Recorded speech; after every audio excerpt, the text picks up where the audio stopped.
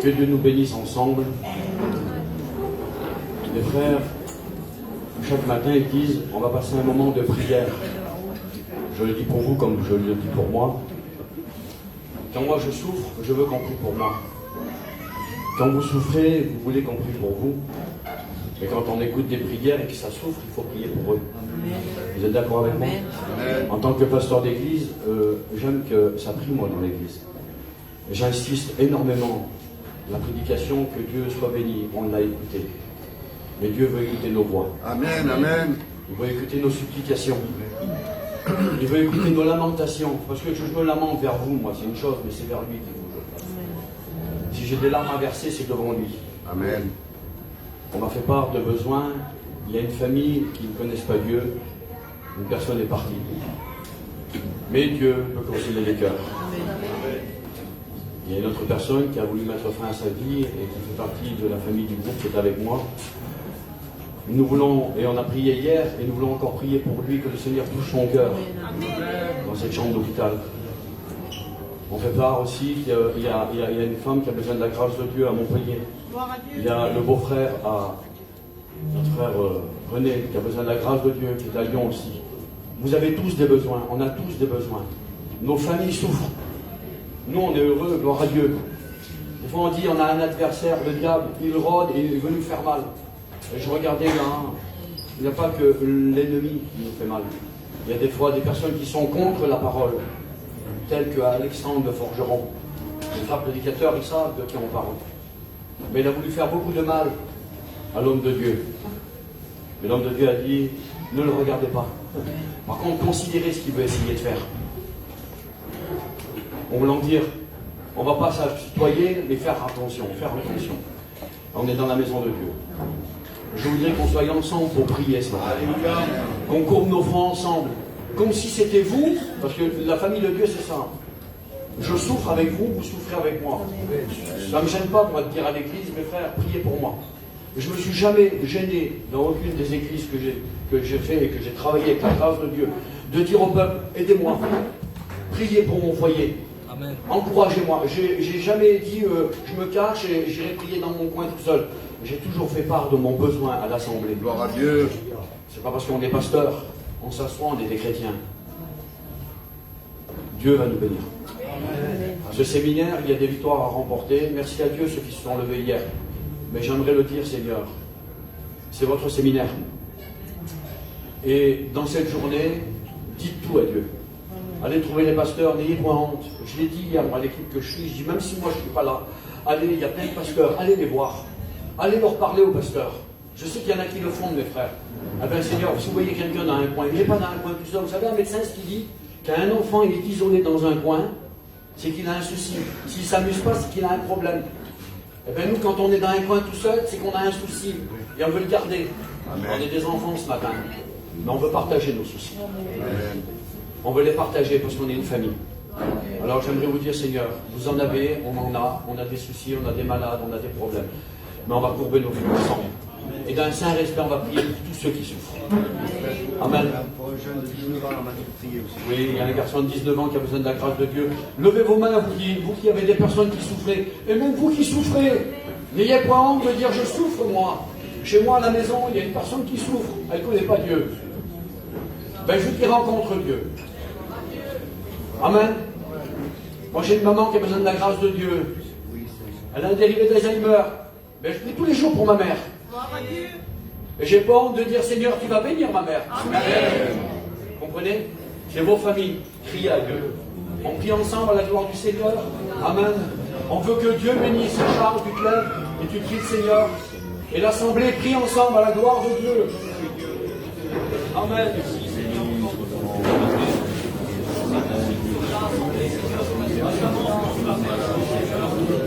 Ces malades, Seigneur, tous ces besoins, tous ces cas qui sont tous abattoirs, Seigneur, que tu puisses intervenir, Seigneur, maintenant, parce que par ton nom, Seigneur, tout est possible, parce que, Seigneur, ce que tu faisais il y a 2000 ans, tu le fais encore aujourd'hui. Toi, Seigneur, toutes ces attentes, Seigneur, qu'il y a dans les cœurs, Seigneur, que ces bénédictions, que si on les entend avant de partir de ce séminaire, bénis nos cœurs à chacun, Seigneur. Bénis mon cœur premièrement, Seigneur aussi. Bénis-nous dans ce séminaire, Seigneur, encore. Seigneur, dans cette journée, que nous puissions, Seigneur, t'apporter nos besoins, Seigneur, que nous puissions recevoir encore un mot de toi. Bénis, Seigneur, tout ce qui va être fait, Seigneur. Bénis toutes ces personnes qui s'attendent à ta grâce. Bénis nos cœurs, Seigneur. Amen. Bénis nos malades, pardonnez, étends tes mains. Plein de souffrance, de douleur, étends tes mains. Seigneur, étends tes mains. Pour avoir compassion de nos frères, nos sœurs et nos amis. Seigneur, merci. Merci pour cette belle œuvre que tu as en nous. Avoir de l'amour, Seigneur Dieu, pour ceux qui souffrent. Avoir de l'amour pour nos perdus, afin que tu les rachètes par ta grâce. Seigneur, merci. Bénira ton messager pour nous. Amen. Merci pour le messager d'hier. Aujourd'hui, tu en as choisi un autre. Mais nous voulons être à l'écoute. Seigneur, comme des enfants qui écoutent un Père. Seigneur, sers-toi à chacun. Je te dis merci. Amen. Merci. Heureux je suis d'être un chrétien, Seigneur, pour la gloire. La place est préparée. Amen. Amen. Gloire à ton nom. Gloire à ton nom. Alléluia. Voilà. Que Dieu soit béni. Amen. Merci Seigneur. Tout d'abord, remercier les anciens qui m'ont laissé la place. Vous savez, je ne vous le cache pas, Seigneur, je n'ai pas tout bien dormi. Peut-être certains me diront, c'est pas grand-chose de diriger les cantiques. Et je vous promets que j'ai le cœur qui va sortir de ma poitrine. Le Seigneur a quelque chose qui m'encourage, c'est que je sais que Jésus est au milieu de nous. Amen. Amen. C'est ce qui me donne la force. Amen. Alors avant d'aller plus loin, je voudrais qu'on présente la réunion. Je voudrais à Gérard Coucou, qui présente la réunion. Seigneur, pour la gloire ce matin, combien on est bien de ta présence ce matin, Seigneur.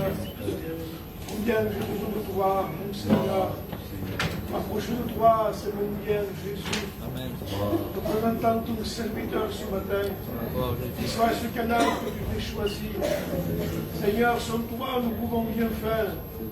Seigneur, je veux être à l'écoute de ta parole.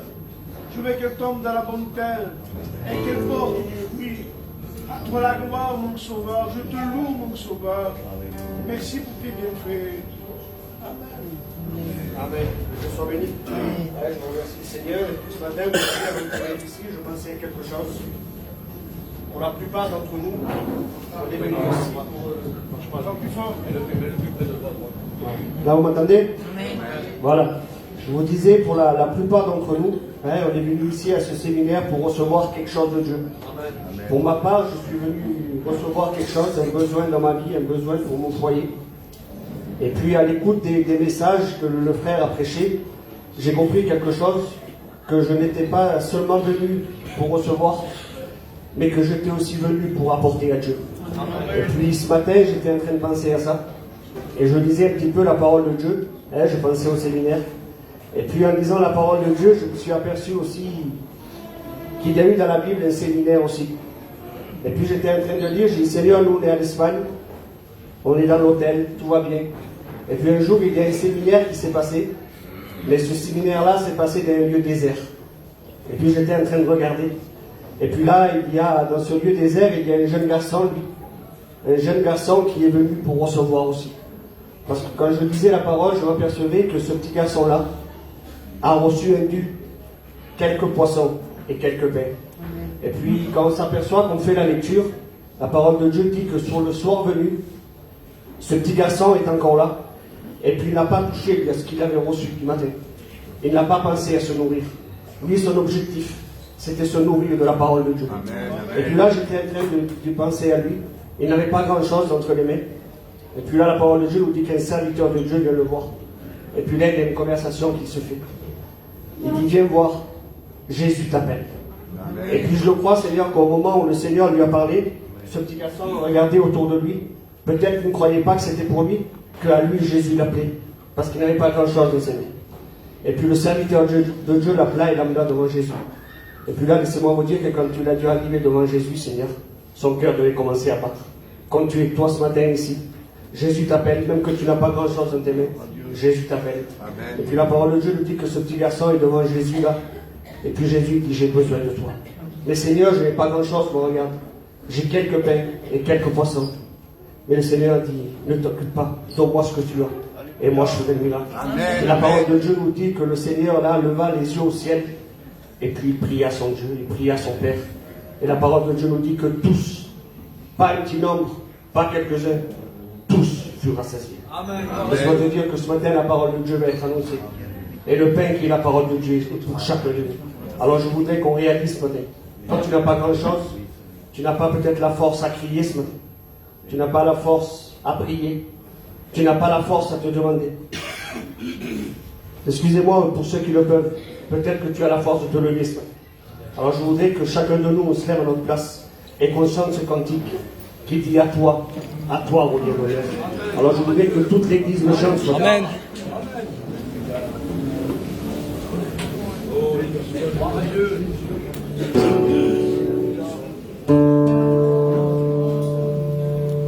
À toi revient l'honneur. On réalise les paroles. L'eau de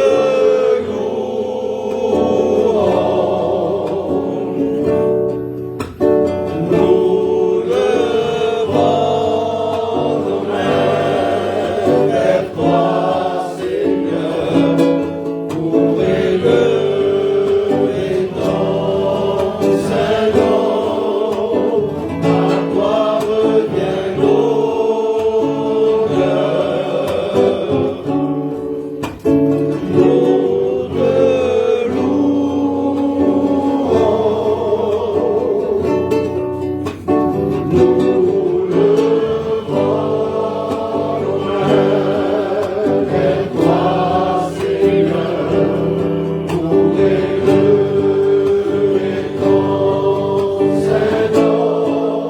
car tu es grand, ton amour est si puissant, ton bras si fort me saisit,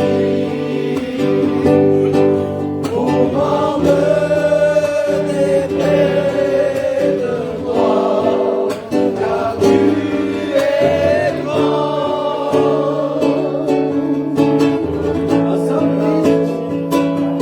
Car Dieu a tant aimé. C'est pour toi ce matin. Il a donné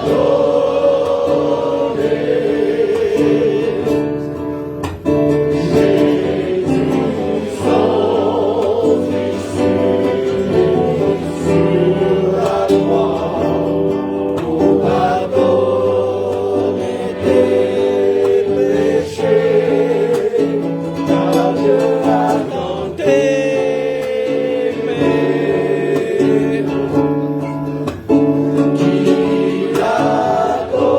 pour pardonner tes péchés, car tu es grand, ton amour est si puissant, ton bras si fort me saisit, pour m'amener près de toi, car tu es grand. Amen. Que Dieu soit béni. Merci Seigneur, merci pour sa présence. Alors on a un programme qui peut changer, comme je ne voudrais pas beaucoup chanter. Je voudrais appeler Cathy. Nous rendre un petit mot de témoignage. Amen. Que Dieu la bénisse.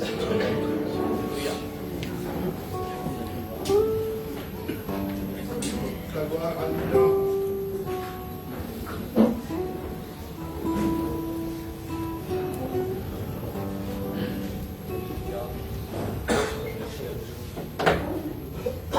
Bonjour à tous. Quel honneur, c'est un privilège pour moi aujourd'hui d'être là. Amen. C'est mon premier séminaire que je fais en tant que chrétienne. Ben, pour moi, pour ma part, le Seigneur m'a fait un grand miracle dans mon foyer. Il a 4 ans en arrière, j'ai mon petit bébé qui est tombé malade. Il avait une pleuropneumopathie, c'est-à-dire il avait le poumon plein de pus.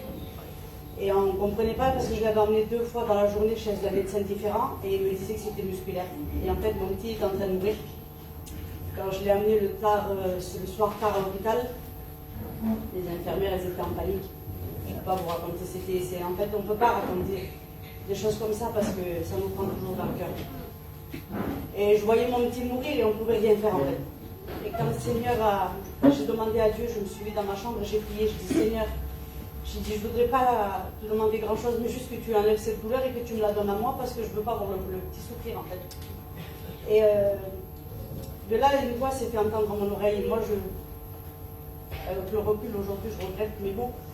Je disais que les chrétiens étaient fous, qui disaient qu'ils entendaient une voix, que Dieu leur parlait en fait. Et là, le Seigneur il s'est fait entendre à moi et il m'a dit va et n'attends pas. Mais en plusieurs fois, je me disais Seigneur, est-ce que ça vient vraiment de toi? Vu que je ne savais pas, je ne comprenais pas. Et là, je l'ai pris par la foi et j'ai appelé ma petite sœur et je l'ai amenée à vite à l'hôpital. Et quand je l'ai amenée à Lamballe, chez nous à Nice, là-bas, c'est un grand hôpital pour les enfants, les infirmières, elles étaient en panique. Quand elles ont vu mon petit, elles étaient tout paniquées, elles ont fait venir les infirmières, les docteurs, ça venait de tous les côtés. Et ils l'ont mis en réanimation, il est resté quelques jours, il avait des tuyaux, je ne pouvais même pas regarder mon petit, tellement qu'il ne pouvait plus respirer. Et là, ils l'ont mis au bloc opératoire, ils lui ont posé un drain dans le poumon, ils lui ont fait tout ce qu'il fallait faire. Et pendant 3 jours, je ne pouvais pas rentrer dans la chambre pour voir mon petit. Parce que de voir la souffrance du petit, je n'arrivais pas à...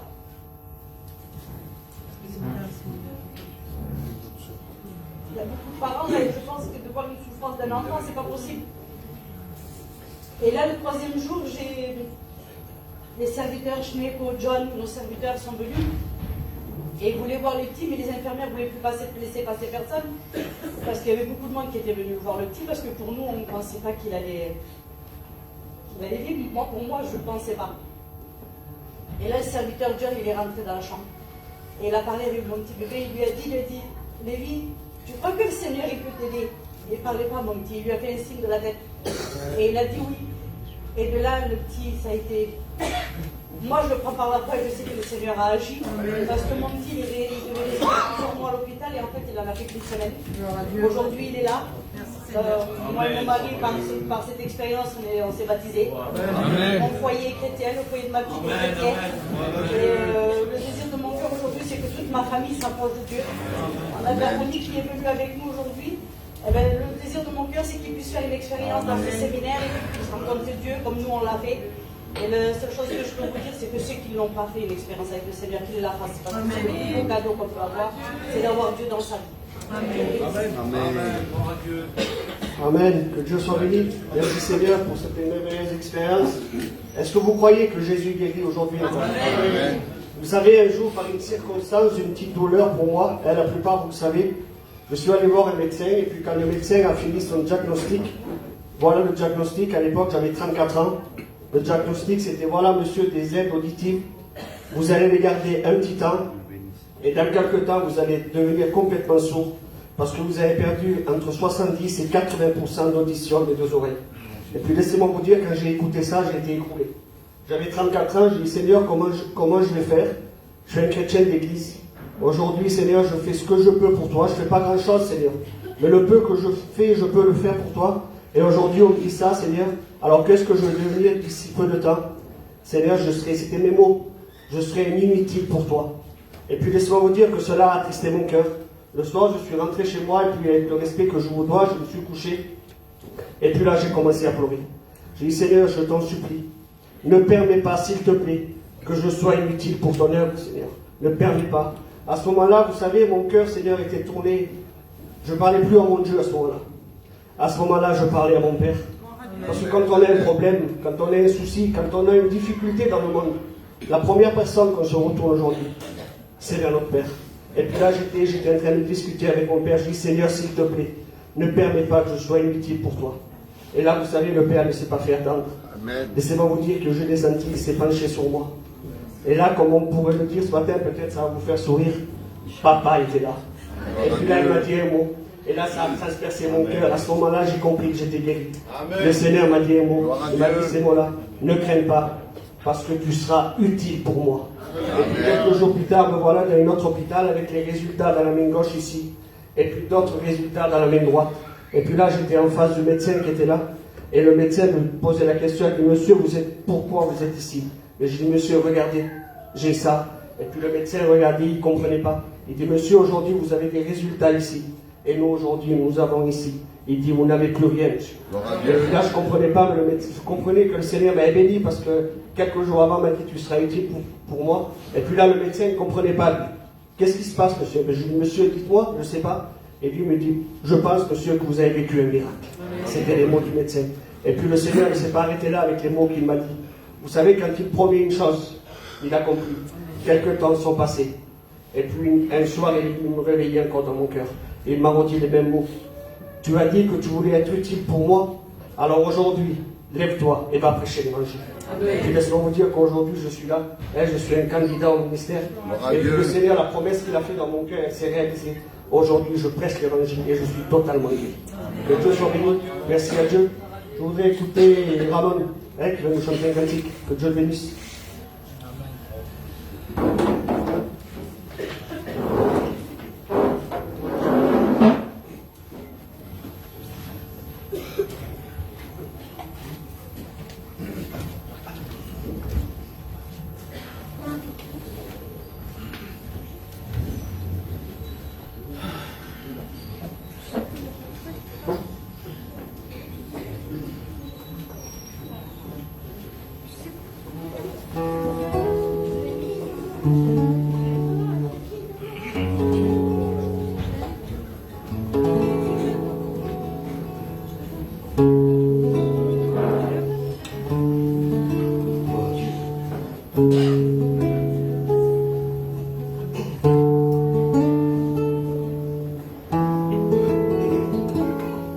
Combien de temps que tu es comme ça, rien n'a changé, tout est cassé, il est là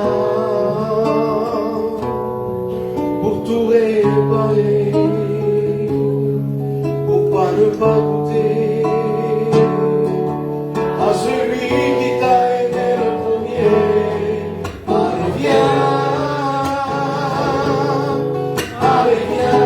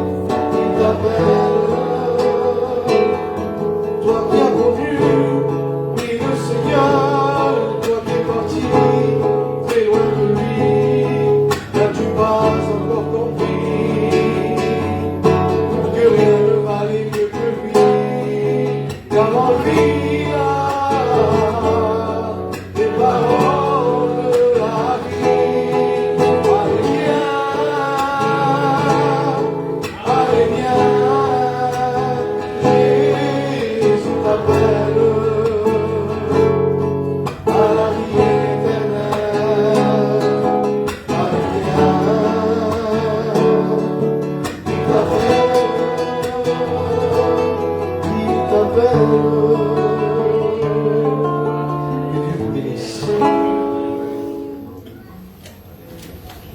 Amen. Que Dieu soit béni. Merci Seigneur. On chante ce cantique ensemble, l'Église qui parle de la fidélité de Dieu. On veut bien le chanter ce matin.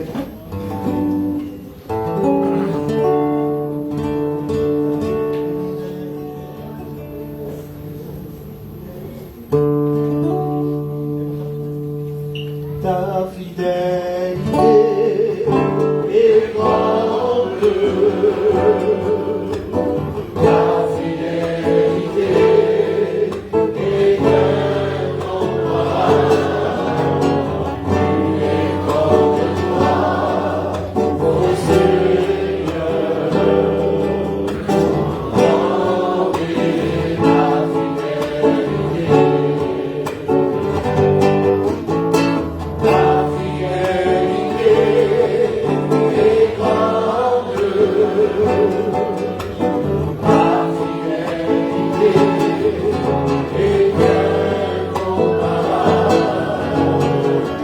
est incomparable. Tu es comme toi, ô Seigneur. Grande est ta fidélité. Comme toi ensemble. Ta fidélité est grande. Ta fidélité est incomparable. Tu es comme toi, ô Seigneur. Grande est ta fidélité. Amen. Voilà. J'ai écouté Ken, qui va nous raconter son témoignage. Que Dieu bénisse.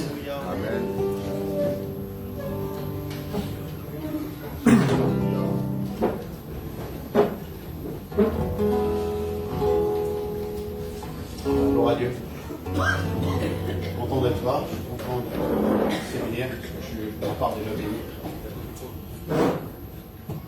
Écoutez-le. Ben, pour ma part, moi, vous savez, je n'ai pas été élevé dans les choses de Dieu. Je n'ai pas connu le Seigneur jeune, je n'ai pas connu toutes ces choses. On a été élevé avec des valeurs, avec des traditions. Il ne fallait pas sortir de ces traditions-là. Il ne fallait pas voir autre chose que ça. Et puis j'ai grandi comme ça, et puis quand j'ai rencontré ma compagne, moi, elle connaissait le Seigneur, elle, parce qu'il y avait une œuvre qui s'était ouverte chez nous à Baraga. Et elle avait donné son cœur à Dieu, et puis elle me parlait de Dieu. Et moi, j'étais gentil avec elle jusqu'au jour où je me suis marié. Le jour où je me suis marié, je l'ai interdit d'aller dans les réunions, je l'ai interdit d'écouter la parole de Dieu. Et je voulais vraiment pas m'entendre parler, parce que chez nous, on n'était pas élevé comme ça, et puis il ne fallait pas que ça rentre chez nous. Et puis les temps sont passés, et puis comme tout le monde, on a eu des problèmes, des soucis. Et puis elle priait dans son coin, et puis moi, quand je le savais, j'étais pas content. Et puis je lui disais de ne pas s'en remettre à quelque chose qu'elle ne voyait pas. Il fallait s'en remettre à nos forces à nous. Mais ça, c'était ma vision. Et puis elle priait, elle n'a jamais cessé de prier dans son coin.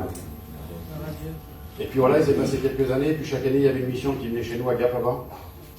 Et puis une année, elle nous rencontrait. Et moi, je ne voulais pas, comme d'habitude. Et puis un jour, pour qu'elle me laisse tranquille, j'ai accepté. J'ai accepté d'aller sur cette mission. Et puis quand je suis allé sur cette mission, pour faire plaisir aux copains qui avaient à côté, j'étais à la réunion. Mais sans conviction. Et puis, au bout de 2-3 réunions, le Seigneur disait, le serviteur disait toujours de mettre Dieu à l'épreuve. Et puis j'ai mis Dieu à l'épreuve. Dans mon cœur, je me suis dit, Seigneur, je me voyais pas mal, je me voyais sans péché, je me voyais pas, j'étais pas un drogué, j'étais pas un buveur, je fumais juste une cigarette. Et j'ai demandé simplement à Dieu de me délivrer de la cigarette, s'il était réellement vivant. Et puis, vous savez, quand un malheureux crie, l'Éternel l'entend. Le lendemain, j'ai été délivré. Et puis j'ai compris qu'il y avait quelque chose que je ne connaissais pas. Et puis j'ai cherché à aller plus loin. Et puis en allant chercher plus loin, le Seigneur m'a répondu. Et quelques jours après, moi qui étais totalement contre l'évangile, j'ai donné mon cœur à Dieu. Amen. Je ne savais pas ce qui se passait, et puis j'avais peur de l'acte que j'avais fait. Parce qu'il fallait que je rentre chez mes parents, et puis c'était difficile. Et puis quand je suis rentré chez moi, enfin je suis parti sur l'île là-bas, et puis j'ai caché ça dans mon cœur, je ne l'ai dit à personne de ma famille. Et puis pendant 7-8 mois, j'ai quasiment pu être à la réunion, parce que j'avais honte, j'avais peur. Et puis quand je suis rentré chez mes parents, voilà, je ne voudrais choquer personne, mais chez nous, voilà, il fallait baptiser les enfants. Ma mère me demandait souvent, quand c'est que tu baptises le petit? Et je ne voulais pas y dire que je ne voulais pas le baptiser, parce que j'avais rencontré Dieu, mais je ne voulais pas y dire que j'avais rencontré Dieu. Alors j'étais dans un dilemme, on va dire. Mais voilà, il s'est passé quelques temps, et puis l'imprévu est arrivé, ma mère est tombée malade. Et quand elle est tombée malade, voilà, ça s'est passé très très vite. Je coupe au cours, elle est rentrée à Marseille à l'hôpital, et puis on l'a rentrée le lundi, le mardi elle était dans le coma, et puis les docteurs, voilà, elle n'avait pas 24 heures à vivre. Et là je me suis rappelé de la prière que j'avais faite un an avant, qui m'avait délivré de la cigarette. Je me suis mis dans ce couloir dans l'hôpital, je me suis mis dans un coin où j'ai prié le Seigneur, et puis j'ai dit Seigneur, permets pas. Permets pas qu'elle parte comme ça, Seigneur Dieu. J'ai dit sauve-la. Amen. Et moi, vous savez, je croyais que ma prière n'avait pas sorti de l'hôpital. Et puis, au bout de 15 jours, elle s'est réveillée. Amen. Et moi qui avais peur de sa réaction quand j'avais dit que j'avais pas dit que j'avais donné mon cœur à Dieu, quand je suis arrivé dans les soins intensifs, la première des choses que j'ai dit à ma mère, c'est que j'avais donné mon cœur à Dieu. Parce que je ne voulais pas mentir à ma mère. Et moi qui avais peur de sa réaction, elle a souri et puis elle m'a dit je le sais parce que j'ai rencontré Dieu. Alors c'est entré dans mon cœur, c'est-à-dire ça m'a fait, voilà, c'est un bouleversement. Elle est sortie quelques temps après de l'hôpital. Il y a un frère qui est venu chez nous, il a fait une petite réunion, semblable à celle-ci, mais on était que 3. Il y avait moi, ma mère, et le serviteur. Il a fait un appel au salut, comme ça pourrait être le cas aujourd'hui. Elle a accepté le Seigneur. Et puis là, le Seigneur me rappelait. Il dit rappelle-toi quand tu étais dans le couloir. Et il dit que tu m'as demandé de la sauver. Il aurait pu la guérir parce qu'il est Dieu. Mais il a exaucé ma prière. Il l'a sauvée. Il a sauvé son âme. Alors Seigneur, voilà, le serviteur m'avait préparé le petit cadre. Il y avait qui était emballé par un papier cadeau et puis il m'a dit choisis-le. Et puis quand j'ai ouvert ce cadre-là, le Seigneur m'a fait cette promesse. Il m'a dit car je connais les projets que j'ai formés sur vous. Les projets de paix et non de malheur afin de vous donner l'avenir et l'espérance. Et là j'ai compris tout de suite que ma vie c'était en Dieu. Je me suis réellement converti, j'ai réellement accepté le Seigneur ce jour-là.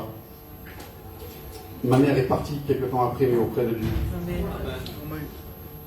Vous savez, ma famille, alors aujourd'hui, il y a beaucoup qui ne s'acceptent pas que je suis encore chrétien.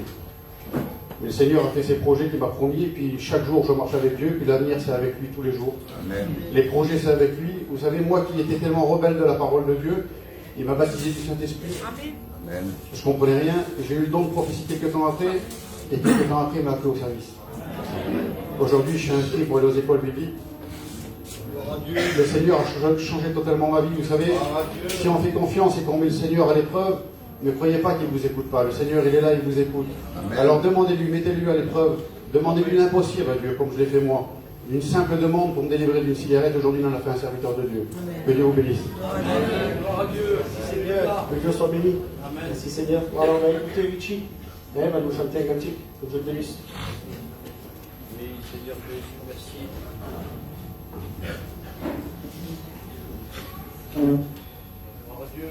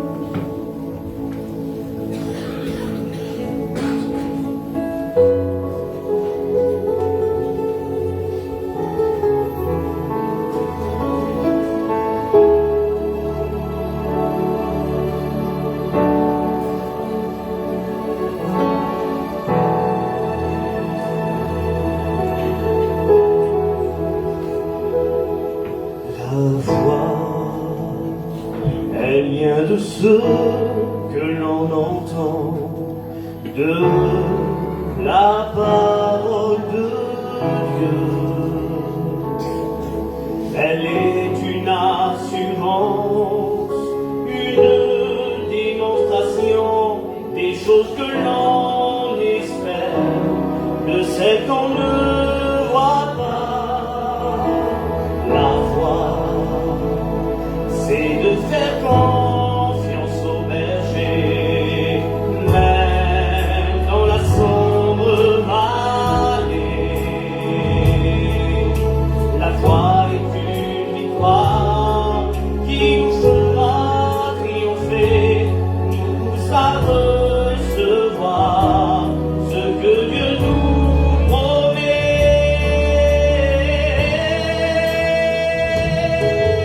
La foi, c'est quoi? Sans même avoir besoin de voir. C'est voir la main de Dieu agir dans l'invisible, en sachant qu'il pourra accomplir l'impossible. La foi, c'est mettre sa confiance en celui qui change les circonstances, malgré toutes les épreuves quand il y croit, en sachant qu'il y aura encore de l'espoir. La foi, c'est de faire confiance au berger, même dans la sombre vallée. La foi est une victoire qui nous fera triompher, nous pousse à recevoir ce que Dieu nous promet.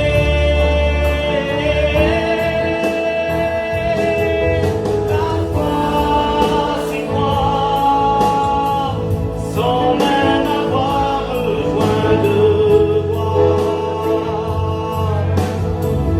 C'est voir la main de Dieu agir dans l'invisible, en sachant qu'il pourra accomplir l'impossible. La foi, c'est mettre sa confiance en celui qui change les circonstances, malgré toutes les épreuves quand il y croit, en sachant qu'il y aura encore de l'espoir, car il agira,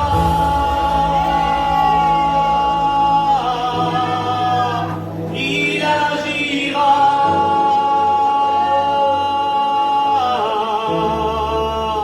il agira,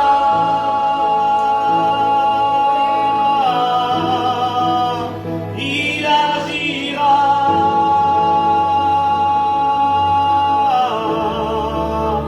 il agira, comme il agit pour Moïse. Il agira, comme il agit pour Daniel. Il agira, comme il agit dans ma vie. Il agira pour toi, si tu le crois. La foi, c'est quoi?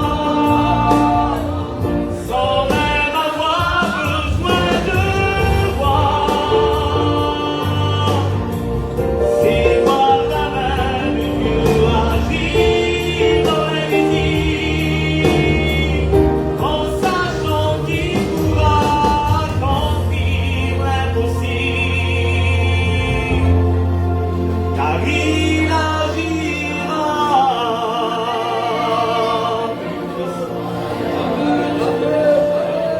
Amen. Nous sommes bénis pour ce merveilleux cantique, le cantique de la foi. Vous étiez en train de penser, pour toi, c'est quoi la foi aujourd'hui? Tu es venu ici à ce séminaire, peut-être, tu t'es dit, c'est le séminaire de la dernière chance. Et puis aujourd'hui, tu commences à perdre la foi, parce que tu te dis, on est déjà samedi. Et puis Seigneur, tu ne m'as pas encore parlé. Seigneur, tu ne m'as pas encore béni. Seigneur, tu ne m'as pas donné ce que j'attends. Mais laisse-moi te dire que ce matin, la parole de Dieu va être ouverte. Et si tu gardes la foi dans ton cœur, le Seigneur est capable de venir te parler ce matin. Venir changer ta situation et de venir te bénir. Que Dieu soit béni. Moi, je voudrais écouter, parce qu'on a 3 églises qu'on fait passer ce matin. Donc je voudrais écouter le frère Tony et dire un petit mot. Et ensuite, on écoutera le dernier cantique par les 3 églises, par la chorale. Et après, on écoutera le plus important qui est la parole de Dieu. Amen. Écoute le frère, je te bénisse.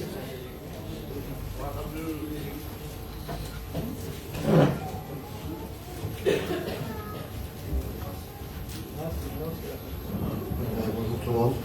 La vérité, c'est quelque chose que témoigner là avec tout le monde, dans une petite église. Mais je vais vous dire ce que le Seigneur a fait dans ma vie. On était sur Pertuis et quand j'étais venu sur Pertuis, on est passé par une épreuve dans le foyer, mes parents, dans mon foyer. Je suis avec mon frère dans l'instant du père. Et ça a été un bouleversement pour nous. Par rapport à cette épreuve-là, on est parti sur Avignon. Et à Avignon, là-bas, mes parents ils se sont rapprochés de Dieu. Vous savez, moi j'ai vu le changement chez mon père, parce que mon père c'était un homme de bar, c'était un alcoolique. Et quand il s'est rapproché de Dieu, j'ai vu qu'il a changé, que c'était plus la même chose. Alors à travers ça, j'ai vu qu'il faisait des bonnes choses, mais à travers ça aussi, il y a un pardon qui s'est fait dans son cœur. Moi j'ai pas compris ce pardon-là parce qu'on est passé, j'avais une rage à moi, j'avais une colère à moi, ça m'allait pas, ça ne me convenait pas toutes ces choses-là. Et je comprenais pas ce qui se passait là. Le temps il est passé et j'ai vu quand même qu'il y avait du bon dans le changement du foyer de mon père. Le temps il est passé comme ça et j'ai grandi, moi si vous voulez, avec ce mauvais sentiment dans mon cœur. De temps en temps, j'allais aux réunions avec mon père, je me disais vers la réunion, j'y allais, ça me plaisait en vérité, c'était des bonnes choses, mais j'avais cette chose-là qui m'éloignait de ça. Le temps il est passé comme ça et je disais à mon père, un jour, plus tard, quand je suis marié, quand on avait sera faite, et bien, je m'approcherai au chemin de Dieu. Le temps il est passé comme ça et je me suis marié. Et quand je me suis marié, au lieu de m'approcher des choses de Dieu, ben, ça a été encore pire, je me suis éloigné encore plus. Parce que là où mon père il mettait des barrières dans les sorties, dans les amusements, et ben, ma femme ne pouvait pas mettre des barrières. Je rentrais. C'était comme ça. Et moi je n'étais pas un méchant garçon, mais j'aimais bien les brins, les amusements avec mes cousins. Le temps il est passé comme ça, et un jour, pour faire plaisir à mon père, il a fait une réunion chez lui. Et je suis allé pour lui faire plaisir dans mon foyer. Et quand je suis rentré dans cette réunion-là, ben, j'ai été brisé sur ma chaise. Je n'ai pas tout de suite compris, mais j'ai senti la présence de Dieu, j'ai senti que c'était vrai. J'ai dit, Seigneur, si c'est toi qui fais ça, Seigneur, et ben, enlève-moi la cigarette. J'avais pas de cigarette dans ma voiture, et ben, quand je suis sorti, ben, j'ai jamais fini la cigarette. J'étais délivré de la cigarette, j'étais délivré de l'alcool, des amusements. Ma vision sur l'avenir, elle avait changé. J'ai parlé que j'avais perdu mon frère, et ben, j'avais un esprit de présence dans mon cœur, et ben, le Seigneur il m'a donné le pardon. Amen. Et le Seigneur, il peut tout faire. En vérité, il demande pardon parce que je sais qu'il y a de la famille là, à la personne qui s'est passé ça à l'accident. Et je sais qu'il y a sa musique là, et je lui demande pardon, mais ce que je veux, mon Seigneur, c'est pour témoigner de ce que Dieu l'a fait dans le pardon. Amen. Alors voilà, si vous n'avez pas fait l'expérience, et ben, demandez à Dieu, Dieu pourra tout faire pour vous. Amen. Que Dieu soit béni, voilà, merci Seigneur. Voilà, avant d'écouter le dernier cantique par les 3 églises qui sont le Plan de Grâce, Manos et La Sols, on va chanter le dernier cantique en chorale. Voilà, notre frère Jacques, le pasteur de Manos, qui on dit tout. Alors on va l'écouter et dire quelques mots. Que Dieu bénisse. Gloire à Dieu. Je le dis de la part de Dieu. Je suis béni dans mon cœur. Je m'aperçois que Dieu, je parle bien de Dieu. J'ai des miracles dans mon cœur. Que Dieu soit béni. J'ai écouté Tony là. Je suis touché dans mon cœur. Je demandais pardon à Dieu. Parce que j'avais de la haine dans mon cœur. Je lui en vais, moi pas à moi. Il n'y a que Dieu qui peut faire ça. Amen. Voilà, je voudrais vous dire ces mots-là, juste ce mot-là. Le cantique, il disait cela tout à l'heure. Il agira. J'aimerais te dire qu'il va agir dans ton foyer ce matin. J'étais sur ma chaise et puis je savais qu'il allait m'appeler. Et puis je voudrais vous parler quelques instants de mon foyer. Ça fait 10 ans qu'on est chrétien, ça fait 5 ans que je sers le Seigneur. Mais avant ça, j'avais le plus beau des foyers. J'avais un foyer terrible.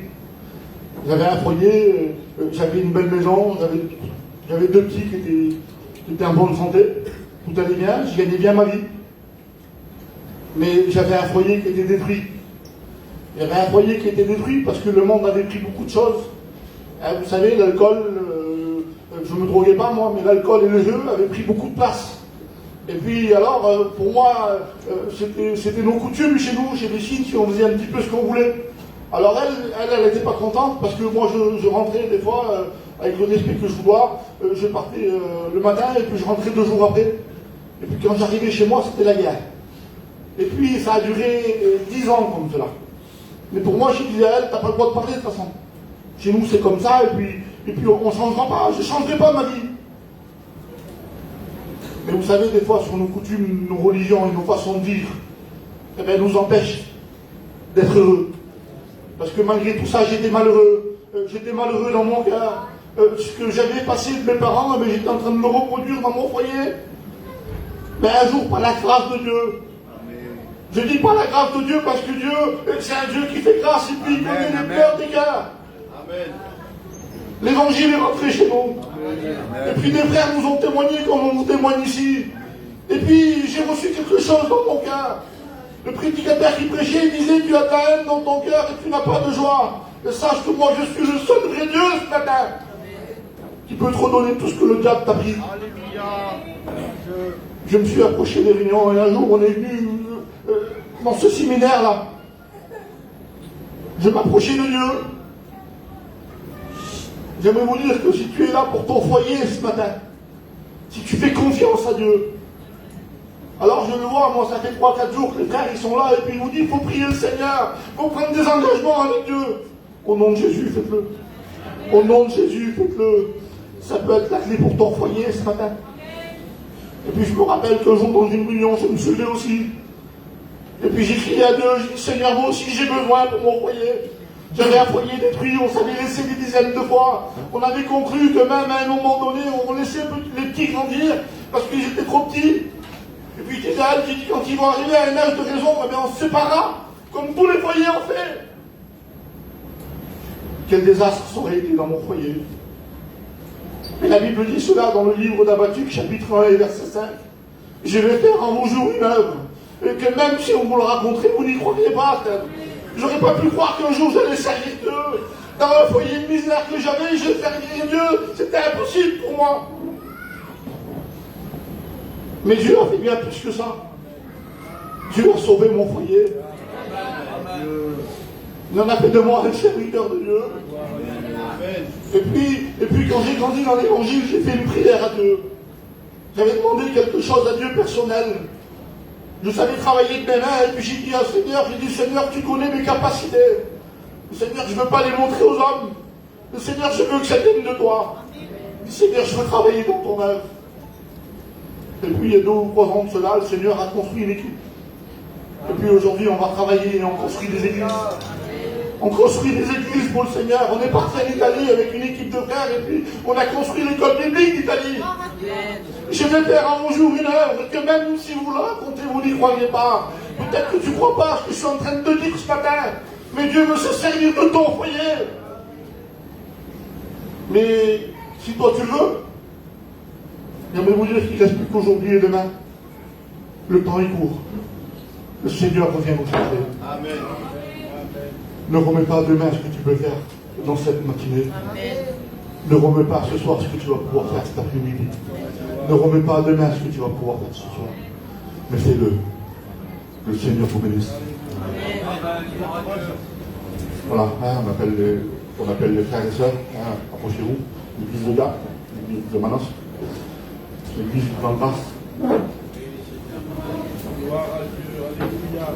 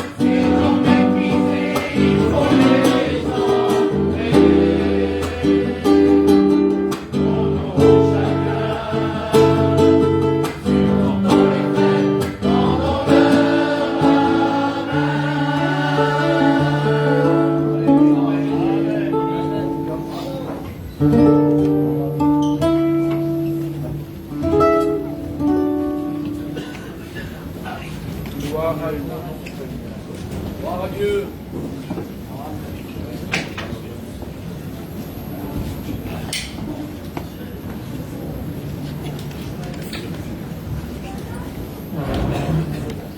Gloire à Dieu. Amen. Amen. Béni soit le Seigneur.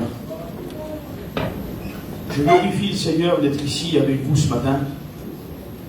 David dit dans les psaumes, les paroles de ma bouche sont les paroles de mon cœur. Amen.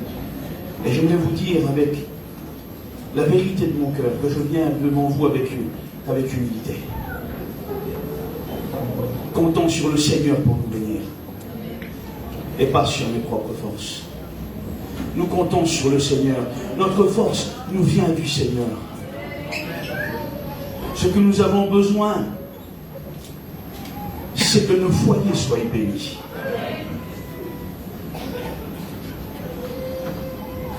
Véritablement, je crois ce matin qu'il y a des vrais problèmes, avec des vraies personnes en face de moi. Le Seigneur met un mot sur mon cœur, et si Dieu ce matin changeait notre vision, si Dieu changeait la perception que nous avons de l'épreuve, parce que Dieu ne voit pas l'épreuve comme nous la voyons. Dieu ne considère pas la douleur comme nous la considérons. Quand nous la refusons, Dieu sait qu'elle est bien des fois nécessaire. Quand nous ne voulons pas passer par le désert, Dieu sait que c'est là qu'il pourra parler à nos cœurs. Quand nous ne voulons pas gravir la montagne, il sait que c'est en gravissant cette montagne que nous réalisons la nécessité de ses bras. Dieu ne voit pas comme nous voyons. Dieu n'agit pas comme nous agissons. Mais j'aimerais vous dire qu'il agit mieux que nous. Amen. Et qu'il sait mieux que nous. J'aimerais qu'on prie, Seigneur, parce que nous avons besoin de la grâce de Dieu. Ce matin, Satan va être humilié. Écoutez, j'aimerais vous dire par la foi que face à ton foyer, Satan va être humilié. Dieu veut se lever comme David, s'élançant dans la vallée des Térébintes pour humilier le géant qui vient devant ton foyer. Trop longtemps que l'ennemi se moque de toi. Trop longtemps que tu n'as pas la solution et que tu ne comprends pas la douleur que tu suis. Le Seigneur voudrait ouvrir tes yeux. Il voudrait mettre de l'huile dans tes yeux. Il voudrait te faire voir et te faire réaliser la nécessité de l'épreuve par laquelle tu passes. J'aimerais qu'on prie, Seigneur. J'aimerais demander à notre ancien Steph qui est là. Il prie, Seigneur. À toi la gloire, Seigneur. Nous voulons bénir ton nom ce matin, te dire merci d'être dans ta maison, d'être unis en ton nom, parce que c'est là que nous sommes bien, Seigneur. Tu connais les besoins, nos cœurs sont devant toi ce matin, et tu nous connais parce que tu lis dans nos cœurs, comme dans un livre ouvert, et rien, ni personne n'est caché devant toi. Alors, je te demande maintenant au nom de Jésus, que ton serviteur soit béni par toi, qu'il ait cette pleine liberté d'apporter le mot que tu as mis sur son cœur, dans le beau nom de Jésus, et pour ta gloire. Amen. Amen. Amen. Pourquoi Dieu voudrait changer notre vision? Pour nous rendre efficaces. Dieu veut changer ta vision de l'épreuve pour te rendre efficace dans l'épreuve. Parce que si tu vois l'épreuve du bon côté, du côté comme Dieu la voit, alors tu vas être efficace au milieu de l'épreuve. Oui, Dieu ne voit pas l'épreuve comme nous la voyons. Dieu voit dans l'épreuve 3 raisons. Pour Dieu, il y a 3 raisons à l'épreuve. Elle le glorifie. Elle nous approche de lui. Et j'aime bien ce point-là, elle humilie Satan. Amen. Amen. Elle humilie Satan. Si nous restons fidèles au milieu de l'épreuve, si nous gardons notre dignité, si nous restons amoureux du Christ, quoi qu'il en soit, et que nous marchons dans un amour qui nous lie à lui comme un seul esprit, sans faillir, celui qui nous tient, alors nous allons humilier Satan. Aimez-vous le Nazaréen? Écoutez, Jésus de Nazareth. Ça n'est pas des proches, c'est sur la terre. Nazareth existe encore en Israël. Oui, il s'est approché de nous. Il est venu comme un homme. Et il a fallu qu'il souffre. Il a fallu qu'il endure la douleur. Il a fallu qu'il soit percé. Il a fallu qu'il meure sur la croix. La douleur du Fils, le brisement du Fils était nécessaire.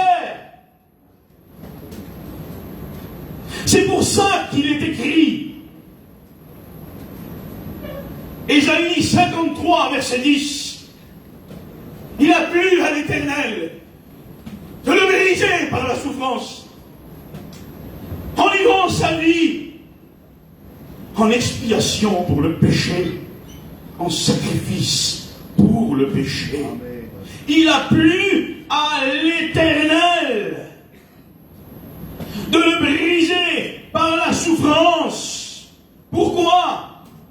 Parce qu'il faut que le champ soit labouré avant que le champ de blé paraisse. Et s'il ne souffrait pas dans sa chair, s'il ne brisait pas le péché dans sa chair, si comme il est écrit dans Isaïe 50, que son dos ne fut pas labouré comme un champ, alors nous ici, qui sommes assemblés dans ce lieu, ça ne servirait à rien. que son dos a été labouré. Parce qu'on a creusé des sillons dans son dos. Alors aujourd'hui, nous sommes devenus ce champ de blé d'or, prêt à être ramassé dans les greniers de Dieu. Il nous a donné une valeur à travers son sang. Il nous a donné un nom à travers ses douleurs. Ne l'oubliez pas, l'Église est née dans les larmes et le sang de Jésus-Christ. Nous ne sommes pas nés dans des messages, nous ne sommes pas nés dans l'œuvre de Noé, nous ne sommes pas nés dans la loi de Moïse, nous ne sommes pas nés, vous savez, dans les œuvres des prophètes et dans la prédication d'un homme éloquent. Non, nous sommes nés quand il n'y avait plus de paroles et quand les larmes ont coulé de ses yeux et quand le sang a coulé de son corps. Nous sommes nés dans le sang et les larmes de Jésus-Christ. Nous sommes nés dans sa douleur, semblable à une mère qui met un enfant au monde. Et quand l'enfant est né, elle oublie sa douleur de la joie de voir la vie. Et si vous savez, il a plu à l'Éternel de le briser par la souffrance. Parce qu'il savait la vie qui allait sortir de ses larmes. Il savait la vie qui allait sortir de ce sang. Et aujourd'hui, nous sommes là, nous sommes vivants. Oh, je bénis son nom. Dieu ne voit pas l'épreuve comme nous, non. Dieu ne voit pas ça comme nous le voyons. Il fallait que ses mains soient épaisses. Il est écrit dans le psaume 22, et cette prophétie est quand même précise.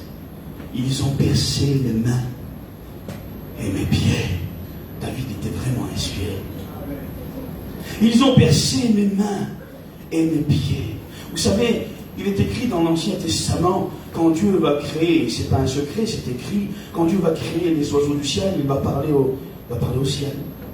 Quand il va créer l'armée de la mer, les poissons, les monstres marins, il va parler à l'océan, aux mers, il va dire que les eaux fournissent et qu'il produisent une multitude d'êtres vivants. Quand il va créer les bêtes de la terre, il va parler à la poussière. Quand il va créer l'homme, il va prendre des dispositions particulières. Il va descendre lui-même et il va le créer de ses mains. Il va souffler dans ses narines un souffle vivifiant, un souffle de vie.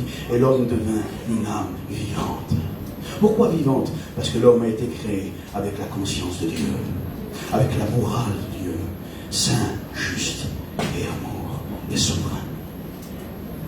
Quand Dieu crée les bêtes de la terre, les poissons dans la mer et les oiseaux dans le ciel, il est écrit Dieu forma. Et là, dans le mot format, dans l'hébreu, il y a un seul yod. Parce qu'ils ont été créés par la main de la création, ils meurent et disparaissent. Mais quand Dieu forme l'homme de la poussière de la terre, dans le mot hébreu, il y a deux yods. Pourquoi? Parce qu'il fallait que la main de Dieu intervienne deux fois dans la vie de l'homme. Il fallait que la main de la création devienne la main de la rédemption. Parce que l'homme a été créé pour vivre éternellement avec Dieu. Et dans cela, Dieu nous jette un bout de pain dans la cour prophétique pour nous laisser sous-entendre le pain qui devait être rompu à la croix. Et quiconque mange ce pain, même s'il meurt, il vivra. Parce que ce pain est la résurrection et la vie éternelle. Je veux vous prêcher Jésus ce matin. Nous voulons Jésus et que Jésus. C'est lui notre amour, notre joie, notre passion. C'est lui qui peut bénir ton foyer. Tu intéresses Jésus. Et il veut ouvrir tes yeux sur ton épreuve. Vous savez, dans le nom de Yahvé, nous voyons le plan de la rédemption. Nous voyons la main de la création et nous voyons la main aussi de la rédemption. Vous savez que chaque lettre hébreuse a la valeur d'un mot tout entier. Et le tétragramme est composé de 4 lettres. Yod, He, Vav, He. Yod, c'est la main. He, c'est la louange. Et Dieu avait créé l'homme pour être en communion avec lui. Il l'a créé pour être une louange, un adorateur. Mais l'homme a été déchu par la désobéissance. Il a été éloigné de Dieu. Alors Vav est encore. Et Vav, c'est le clou. C'est la main percée. Il fallait que la main de la création devienne la main de la rédemption. Oui, elle a été clouée à la croix du calvaire, afin que nous redevenions des adorateurs en esprit et en vérité. Amen. Il fallait que la main de Dieu intervienne 2 fois dans la vie de l'homme.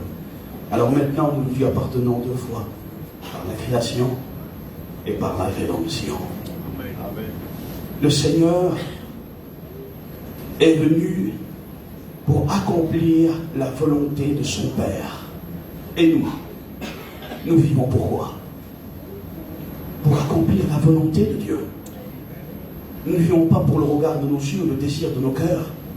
Nous vivons ici-bas pour partager, nous aussi, les souffrances de Christ. Et c'est la plus grande des gloires. La douleur du Fils. Le brisement du Fils à la croix du Calvaire était indispensable pour glorifier Dieu. Pour glorifier Dieu. Il est écrit dans la parole de Dieu: j'irai à la montagne de l'encens et de la myrrhe, dans le Cantique des Cantiques. Et là, nous voyons que le prophète va nous annoncer un mystère caché. Il va prophétiser Golgotha. J'irai à la montagne de l'encens et de la myrrhe, nous dit le Cantique des Cantiques. Pourquoi de l'encens et de la myrrhe? Parce qu'à la croix du Calvaire, Jésus devient l'encens de Dieu et la myrrhe de Dieu. D'abord l'encens, après la myrrhe. Pourquoi? Parce que la première raison pour laquelle Christ est monté à la croix, ce n'est pas pour nous. Pourquoi alors? Pour qui? Pour Dieu son Père. C'est afin de le glorifier, de l'apaiser dans sa colère et dans sa justice. C'est afin de payer la sainteté de Dieu. Il n'y avait que le Fils qui le pouvait. À la croix, Dieu a payé Dieu. Le Fils éternel du Père est devenu l'encens qui a apaisé Dieu dans sa justice. Et quand Dieu a été apaisé, alors il devient la myrrhe. Et la myrrhe servait à quoi? L'encens a glorifié Dieu et la myrrhe servait à apaiser les douleurs. Oui, le châtiment qui nous donne la paix est retombé sur lui. Il a apaisé Dieu dans sa justice. Et alors maintenant, à travers ces meurtrissures, nous sommes guéris. Amen. Nous sommes guéris. C'est pour nos péchés qu'il a été brisé. C'est pour nos iniquités qu'il a été châtié. Nous devons le reconnaître ce matin.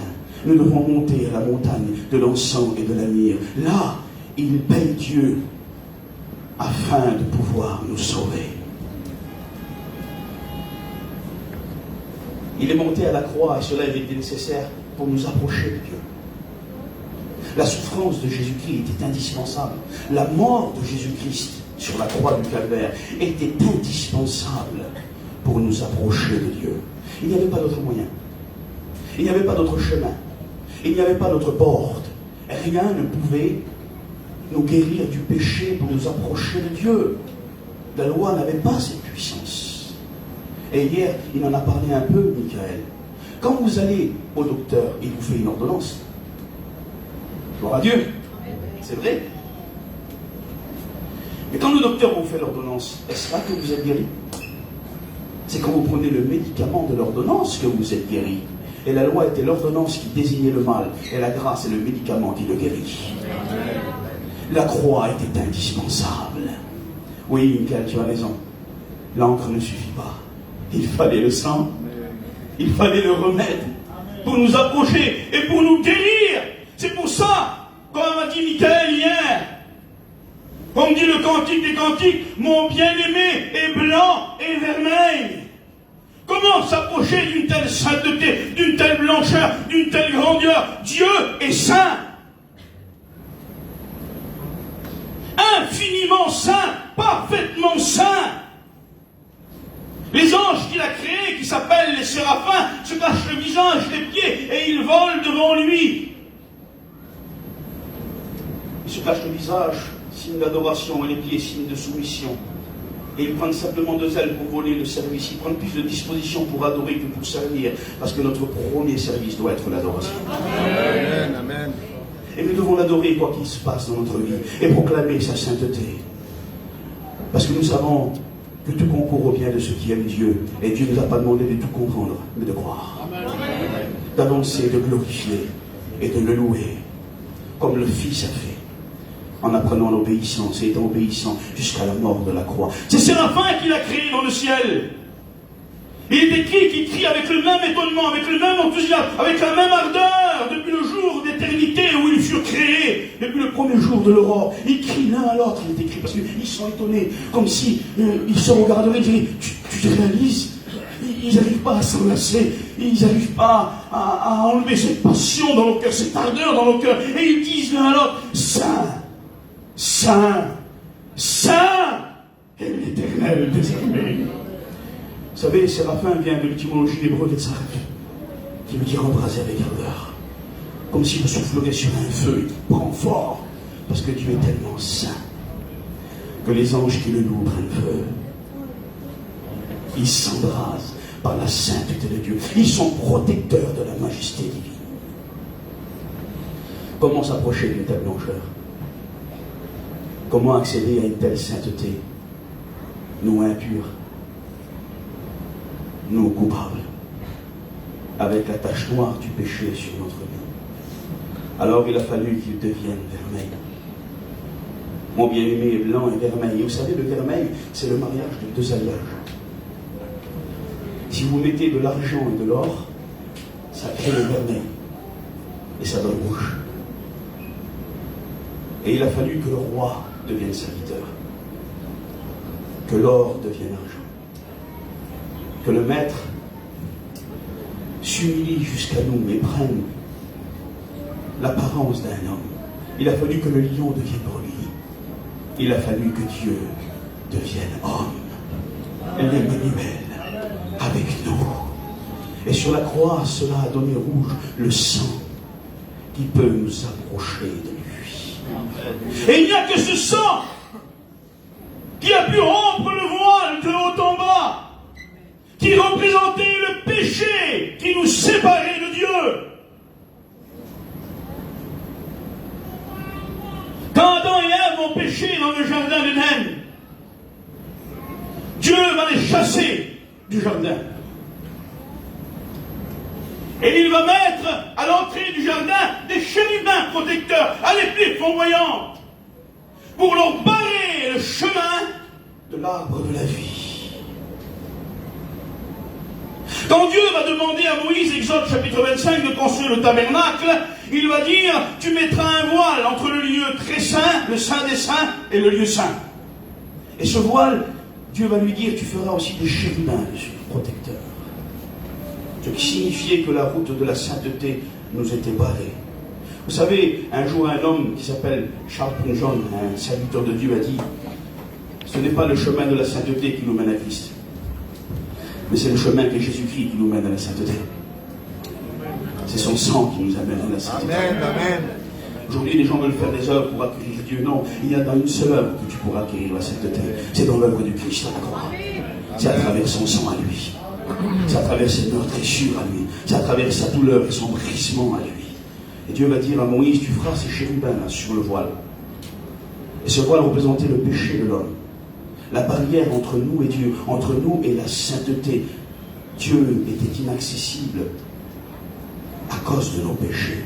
Ce qui met une barrière entre nous et Dieu, ce sont nos péchés. Nos péchés. Vous savez, le péché, dans l'hébreu, il se dit chata. C'est le chatat. Le mot chata en hébreu est consommé de 3 syllabes. Le chet, le tête et le aleph. Le chet, ça veut dire la barrière. Ce qui sépare l'intérieur de l'extérieur. La sainteté de l'impureté. Le tête, ça veut dire serpent. Et le aleph, c'est le commencement.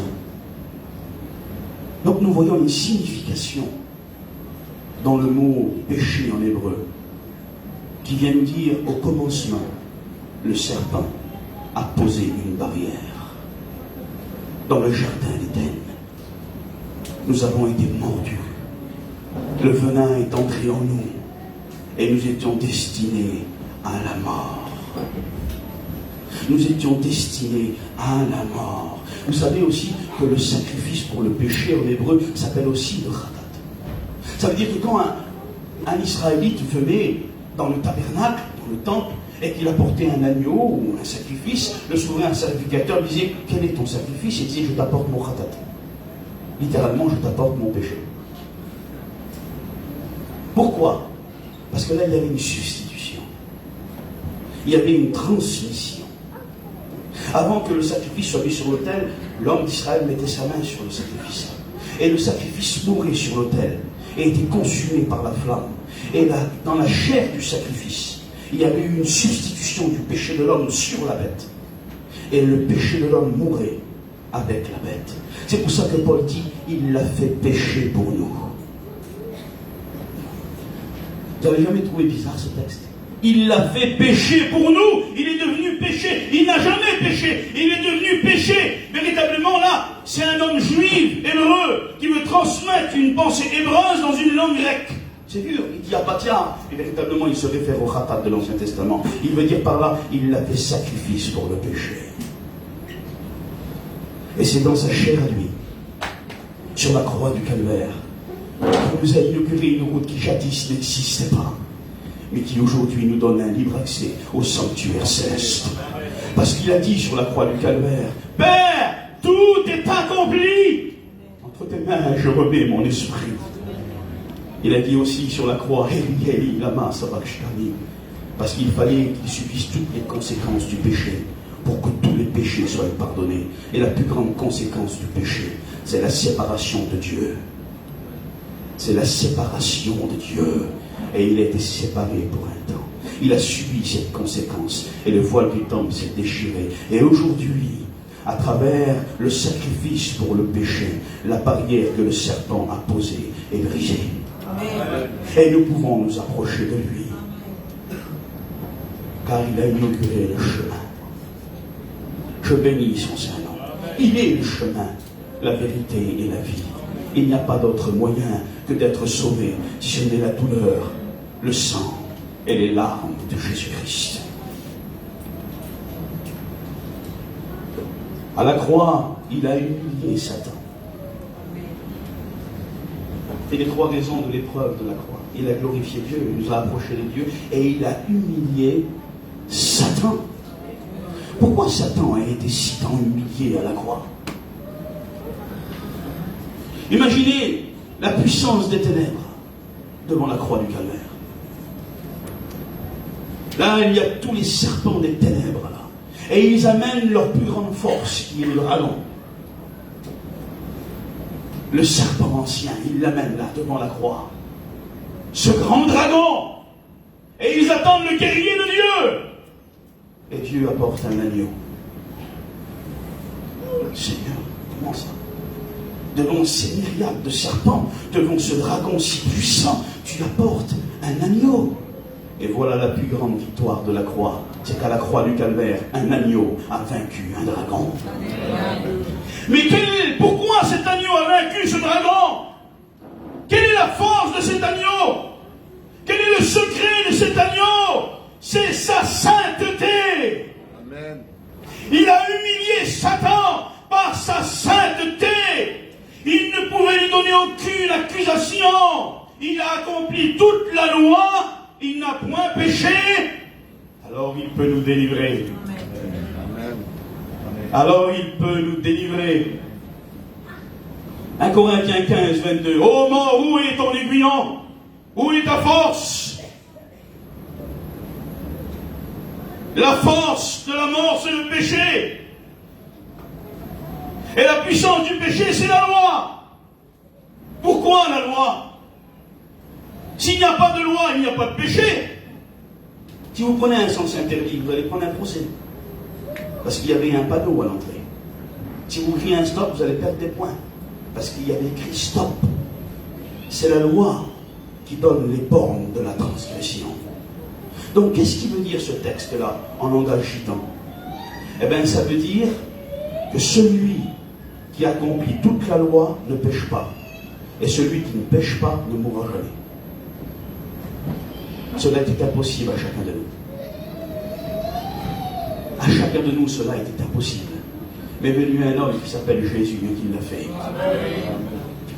Il a tout accompli. Il a été tenté comme vous et comme moi. Nous avons tous été tentés à l'intérieur, mais pas lui. Il a été tenté de l'extérieur, mais le péché n'a point pénétré en lui. Il ne s'est point souillé. Lui seul a pu dire, le péché n'a rien en moi. Rien. Et le prince de ce monde ne peut pas me convaincre de péché. Non, il n'a aucune accusation contre moi. Je reste saint. Alléluia. C'est pour ça que ce sang a une telle valeur. C'est pour ça que ce sang a brisé les œuvres des ténèbres. C'est pour ça que ce sang a rompu le voile de haut en bas. C'est pour ça que ce sang a une force d'expiation qui peut briser le péché dans nos vies. C'est pour ça que ce sang a cette force de substitution qui peut ôter notre péché et l'effacer. Satan dit le sang est divin. Fausse doctrine. Le sang de Christ était humain. Comme vous et comme moi, avec des globules blancs et des globules rouges. Alors qu'est-ce qui lui a donné une telle force? C'est parce qu'il est resté saint. Et cette vie tellement sainte a donné un sang qui peut expier le péché, humilier Satan, rompre le voile et nous approcher de Dieu. Oh, je glorifie Jésus. Je veux l'élever, moi. Voulez-vous l'élever? Je veux qu'il soit à l'honneur, moi, ce matin. Une prédication véritablement pénétrée du Saint-Esprit vous fera oublier celui qui prêche et vous fera voir Jésus-Christ. Je veux que vous voyiez la croix. Je veux que vous voyiez Jésus. Je veux que vous vous aperceviez ses larmes ce matin. Que vous voyiez sa sueur sur la croix. Que vous voyiez son sang qui coule. C'est la victoire pour vos vies.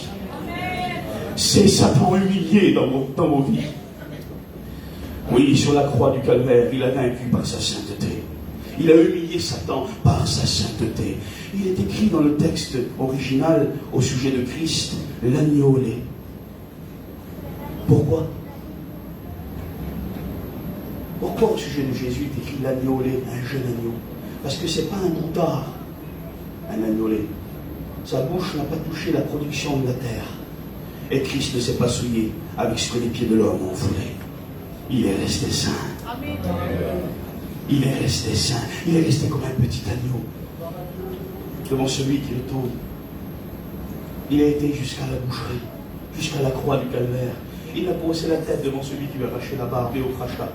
Il a offert son dos, ses mains et ses pieds. Il s'est donné pour nous. Il s'est donné pour nous. Car il n'y avait que dans sa chair rompue que le ciel pouvait s'ouvrir. Il t'aime, tu sais. C'est pour toi qu'il a souffert.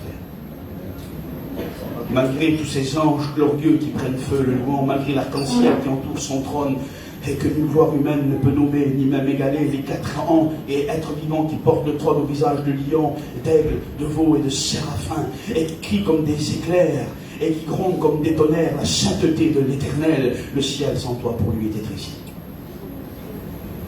Alors il est descendu pour que tu montes. Et il est mort pour que tu vives. Jésus nous aime. Car Dieu a tant aimé le monde qu'il a donné son Fils unique, afin que quiconque croit en lui ne périsse pas, mais qu'il ait la vie éternelle. Il n'a pas envoyé Jésus, son Fils, dans le monde, afin que le monde soit jugé par lui, mais afin que le monde soit sauvé par lui. Amen. Je bénis le nom du Seigneur Jésus-Christ. N'oubliez jamais,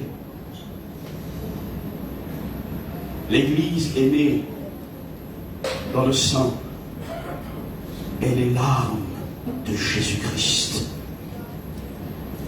Le Seigneur me dit, arrêtez Fred. Mais où est la solution pour nous là-dedans? Et le Seigneur a encore un mot à nous dire tout à l'heure. Mais ce matin, on va le glorifier. Et s'il y aurait une partie de ce séminaire juste pour l'adorer et pour le remercier pour la croix, pour lui dire, Seigneur, merci que tu m'as sauvé. Vous savez, quand les hommes vous voyez, Dieu vous aimerait vous amener ce matin à voir la croix comme lui l'a vu.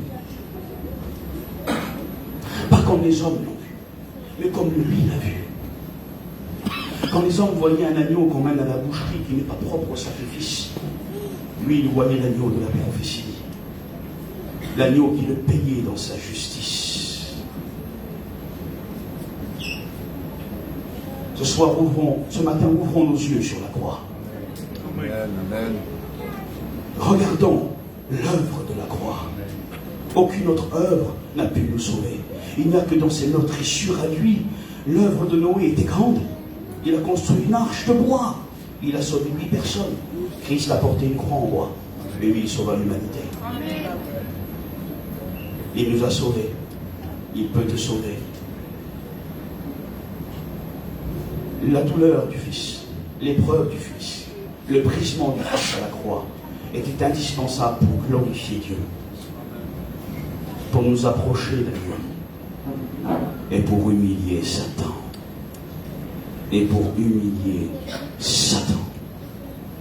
Prions Seigneur.